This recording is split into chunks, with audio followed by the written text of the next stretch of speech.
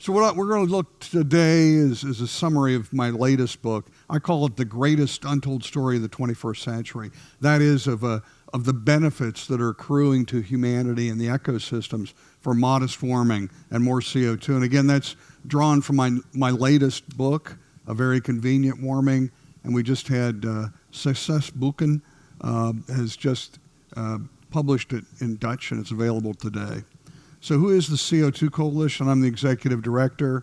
We've got more than 170 of the top scientists in the world. The gentleman at the top left is Dr. Patrick Moore, a co-founder of Greenpeace, sits on our board. He believes as I do. Dr. John Clauser to the top right is 2022 Nobel laureate in physics. Hard to call him a science denier. And of course, Dr. William Happer is our chair.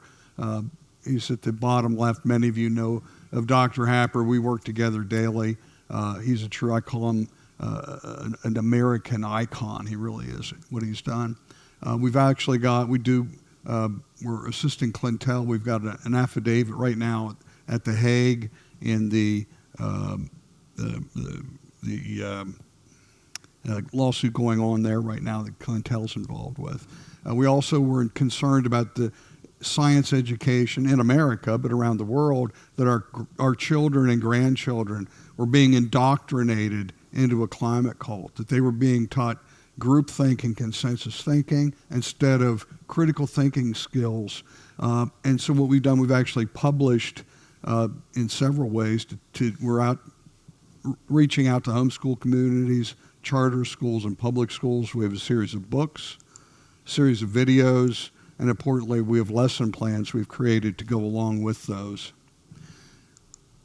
So what we're going to talk about today, we're talking about the new climate tyranny that aims to control every aspect of your life. I mean, they want to control what you drive, what you eat, how you heat your home, how much water comes out of your shower, how much water you use in your dishwasher. It's all about control. And so what we're going to talk about today, and this is a billboard we put up in the United States in several large cities: sleep well, there is no climate crisis.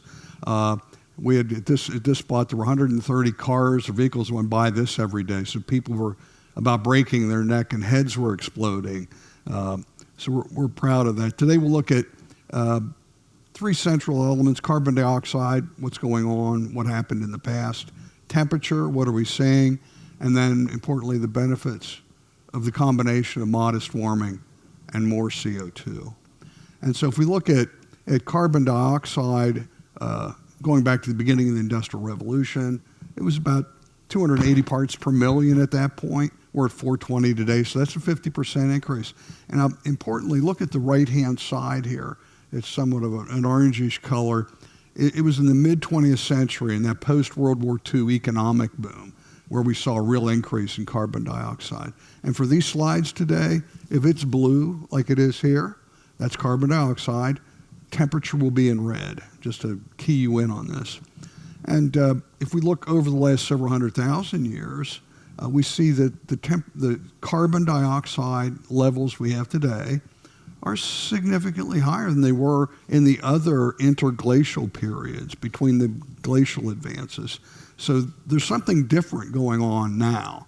And I will argue, and my fellows at the CO2 Coalition will argue, it's us and our emissions. So what is the source of this 50% increase since 1800? It's us, and mainly emissions of carbon dioxide from burning fossil fuels. And we can prove this. We have a paper coming out soon. And in fact, Dr. Ferdinand Engelbein is in the room, and he's the lead author of this paper. He's the expert on it.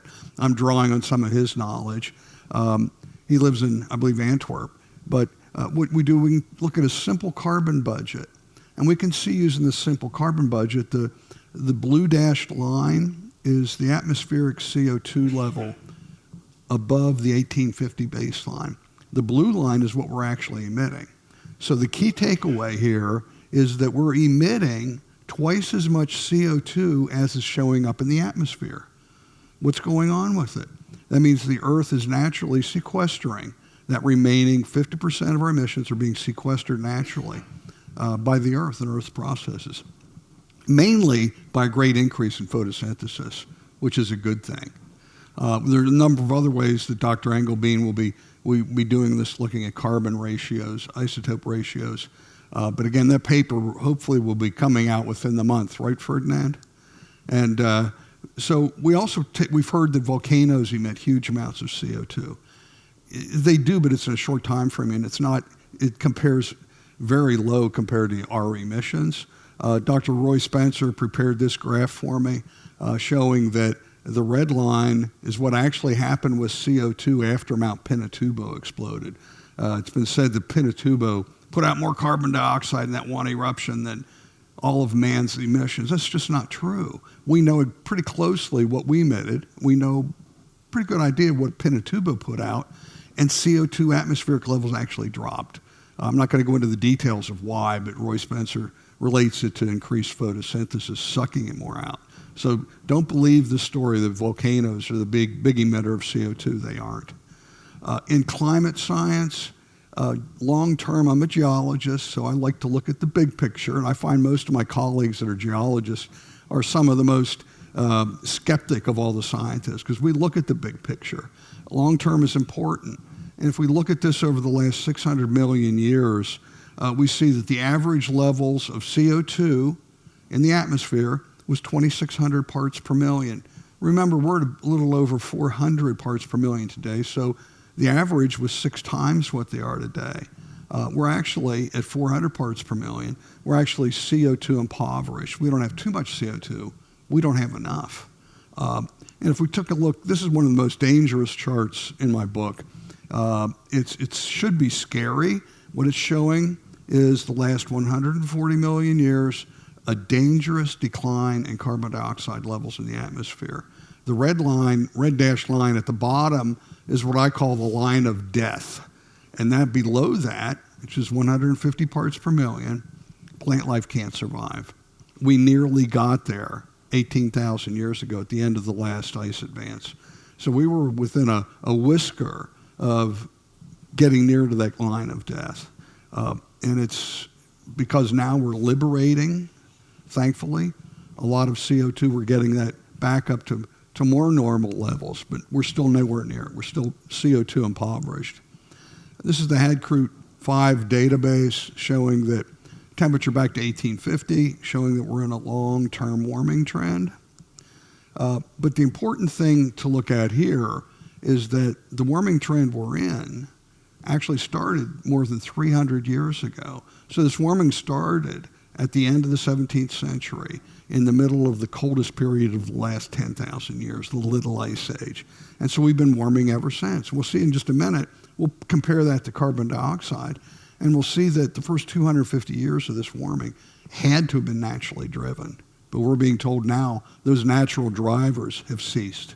They haven't. They're still in action today, just like they were 200 years ago and 300 years ago.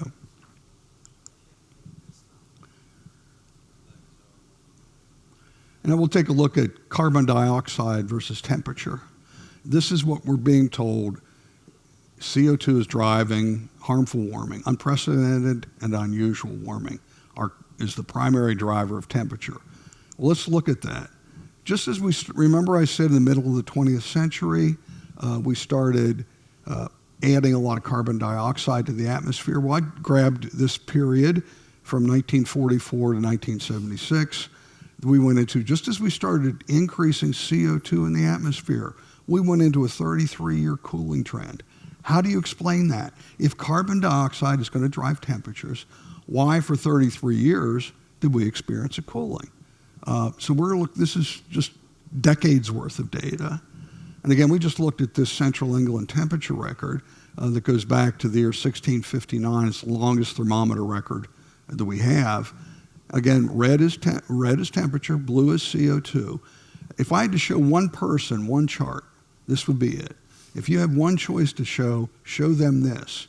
Show them the warming, the 250 years of warming that began before we started adding CO2, and explain that. You have to explain that 33-year cooling while we started in the mid-20th century. How did that occur? Why do we have 200 plus years of warming with very low CO2? And again, looking at that chart with a little greatly compressed y-axis. This is the same data. Again, it makes it even more stark of this increase of CO2 with virtually no effect on temperature. We go back a little bit further, 1,000 years. We look at back to the medieval warm period. We'll talk about that in a moment. And find that the medieval warm period, yes, it was warmer than today. It was at least as warm as today. Most likely, the facts show us, the research shows it's probably a lot warmer. We see the Little Ice Age, and we see CO2, atmospheric CO2 in blue. Again, if CO2 is driving temperature today, what drove the temperature 1,000 years ago? And even longer, we have what's called the Holocene conundrum. Looking over the past 8,000 years of data, the red, of course, is temperature, the blue is CO2, and over 8,000 years, what have we seen? Slowly declining temperatures, slowly increasing carbon dioxide, completely opposite of what they're claiming. And if we look at this, we can see now in decades, hundreds, thousands, and then we can look at millions of years, which I'm not showing you. We see no good correlation between CO2 rise and fall and carbon dioxide rise and fall. In many cases, just the opposite. One of the things that really fascinates me that I did a deep dive into my book is the strong relationship between human history and temperature history. I find it fascinating. And the book that is available out there is in 3 sections. The second section is dedicated to this relationship between temperature rise and fall and the rise and fall of great civilizations. And if we look back, again, back to the first great civilizations that occurred during the Bronze Age, it was the Minoan warm period, the Hittites, the Babylonians, the Assyrians, the Harappan Empire in the Indus River Valley, and the Chinese. All these first great civilizations rose up in this Minoan warm period that was really warm. And we know it was warm again from proxy data, but we can go back to historical data. For example, they were growing a crop called millet in Scandinavia. You can't grow millet there. It's only there now. It's only grown in semi-tropical areas. And we can take evidence like that to show it was a lot warmer. And so all these great civilizations rose up. Food was bountiful, and then it started getting cold. And they dove into the Greek Dark Ages, and it was called the Late Bronze Age Collapse. And you can search for that, Google it, whatever, and you can confirm within 50 or 100 years, all of those great civilizations collapsed, one upon itself. And again, during the warm period, they had a lot of food and it started getting cold. And the repeated story that history tells us, cold brings on crop failure, famine, pestilence, and mass depopulation. We're being told fear the heat. History tells us fear the cold is what we should fear. And so there were many centuries, and it was called the Greek Dark Ages, of this cold period. Life was really bad. This is repeated time and again. So if we had a Marcel Croc that was an empire, he was Emperor Marcel in a warm period, he could feed his subjects. And I think he would make a pretty good emperor, by the way. But he would be able to feed his subjects. Everybody was happy. But if you were Emperor Marcel, as you started going into the cold period, you were in trouble. You can't feed your subjects. They get not too happy. And that's what we see. They ran these emperors out of town. The empires collapsed. The Roman warm period was another great period of warming. We know that it was a lot warmer. They were growing citrus in the north of England near Hadrian's Wall. And of course, you can't do that today. And then again, we started cooling down. We went into the Dark Ages. We talked about the medieval warm period being warmer than today. And then when it started to get cold, really bad things happened. Again, crop failure, famine, pestilence, mass depopulation, just like the other periods. So what I did here, I took a look at historian Pfister's. We were showing here the top chart is the number of witches killed per decade, and the bottom chart are extremely cold months during the summer months. And we can see as the colder it got, the more witches they killed, because it was it's human nature. If something bad is going on, to blame it on someone. And so they blamed them, this, and the troubles on weather-causing witches. And it's fascinating. They kept great records of the witches and reported, because there was actually a papal bull issued. The Pope said, witches cause bad weather, so if you find them, you need to kill them, and they did by a lot. And it really didn't get better until the end of when it started warming up again. What was funny, it was around, let me get back here, I believe it was around 1520, it warmed up again for 40 years. Crops came back, life was good. Why did it get better? Why did it warm up? Willie, they killed all the witches, is what they said. And this is the reason life it only lasted for 40 years, but then it really started getting cold. And so it's kind of a funny tale, but it's not, especially if you're accused of being a witch. But it's a tale that tells us, again, cold is related to bad things. And so if we learn anything from this little sojourn into human history and temperature history, it's that human history tells us, again, that we should welcome the warmth and fear the cold. So these people, these climate alarmists, the climate cult, they call me a science denier. They call somebody like Dr. John Clauser a science denier. We should call them history deniers, because they're denying what history tells us. History and medical profession tell us too. We're being told that extreme heat and increasing heat because of our emissions of CO2 are going to kill people. It's going to lead to crop failure. It's going to lead to massive floods, massive droughts. But just the opposite we find, and higher death rate. We find, this is the chart from Dr. Antonio Gasparini, the largest study of its kind. They looked at 74 million temperature-related deaths from 14 different nations. These were cold nations, warm nations. And they found, Gasparini and his team found that 20 times as many people die due to cold. The blue lines there are cold-related deaths. The orange charts are heat-related deaths. And so if we look at this, another study concluded it was 15 times as many people die from cold-related deaths as heat-related deaths. 15, 20, a lot more people die from cold as from heat. So what does that tell me? Global warming will save lives. It just will, as we increase temperatures in the coldest periods. If we look at extreme weather and natural disasters, this is UN reported data from Our World in Data.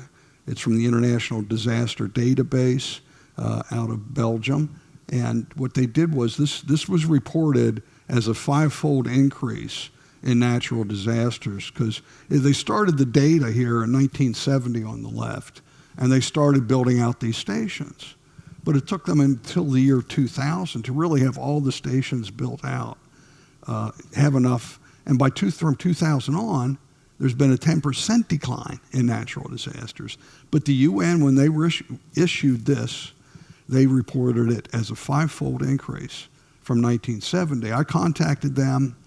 Kip Hansen, one of our members, also contacted them, and they agreed that, well, from 1970 to 2000, that was really not an increase in disasters. It was an increase in the reporting stations. So they're reporting more disasters, not that there were more disasters. And they said, you should just use from 2000 on. But that's not what the headlines read. The headlines blared 5-fold increase in natural disasters, and of course they linked it to global warming. The big thing too we see is global deaths from natural disasters have been in a significant decline, huge decline. From 1900 to recent, the last decade, we've seen a greater than 90% decline in global deaths from natural disasters. Granted, it has a lot to do with better reporting. In the United States, they would say, well, there's a Category 3 storm about ready to hit Corpus Christi, Texas. You better bail out. And they can give that reporting ahead of time. So we have better warning systems, tornado warning systems. And so a lot of this is not attributable to really a decrease in disasters, but that doesn't hurt. Again, drought. is globally in a significant decline. Drought is the number one natural disaster in terms of lives lost and economic productivity. Droughts are, throughout the last several thousand years, are the number one natural disaster. They're just horrific. Thankfully, they're in decline. Part of it is we're seeing a modest increase in precipitation, but we're also, and that's globally, but we're also seeing that increased carbon dioxide fertilization effect means that plants require less water. So they're better able to resist drought. And we're seeing that as reflected in the southern Sahara, the Sahel, where 200,000 square kilometers of former desert are now greening, turning into a lush grassland. And so we have this CO2 fertilization effect is pushing back against water needs for plants. Global area burned. This is from the Copernicus satellite. It was launched in 2003. We finally have a good database and a good summary. We can look at area burned globally and have it accurate. And this is from, again, Copernicus 3 database showing a significant decline in area burned. And of course, here in the Netherlands, I don't have to tell you, are we underwater? Are we below sea level here? Probably. So you're concerned about sea level rise, and you should be. But as you probably have seen, and we're going to talk about some of this in sea level rise, it started sea level. If CO2-driven warming is causing sea level to rise, we should see that reflected sometime in that period from 1950 on. So this is glaciers that started worldwide, started retreating in the early 1800s. But we didn't start adding CO2 until the mid-20th century. So we had 150 or so years of retreating glaciers prior to addition of CO2, and we see no acceleration of that. And here's global sea level rise. And we see again here in the mid-1800s, sea level rise started occurring, and of course that's because of melting glaciers, melting alpine and land-based glaciers. And you might ask yourself, well, why did it not start rising and glaciers start retreating when we started warming? Because it took that long to get warm enough that summer ice loss exceeded winter ice accumulation. And here we are at, I'm going to mispronounce it, Harlingen in the Netherlands. The thing to look at in these other graphs we're going to look at, is there an acceleration since 1950, mid-20th century? Is there an acceleration in sea level rise that we can be reflected here? We don't see it here. And I guess these are tide gauges. It's the best long-term measurement of sea level. These go back to a lot of them late 1800s, mid-1800s. I took a look here at the 6 of the world's largest cities, what's happening with the sea level there. Look at that. Do we see acceleration of sea level rise? No. It's rising at about the same rate as what it did in the late 1800s and the mid-1800s. So is sea level rising? Yes. Is it due to warming? Yes. But it's not being driven by CO2 increases in temperature. And the UN reports that the Maldives are our most at-risk island chain. The highest point's 14 feet above sea level.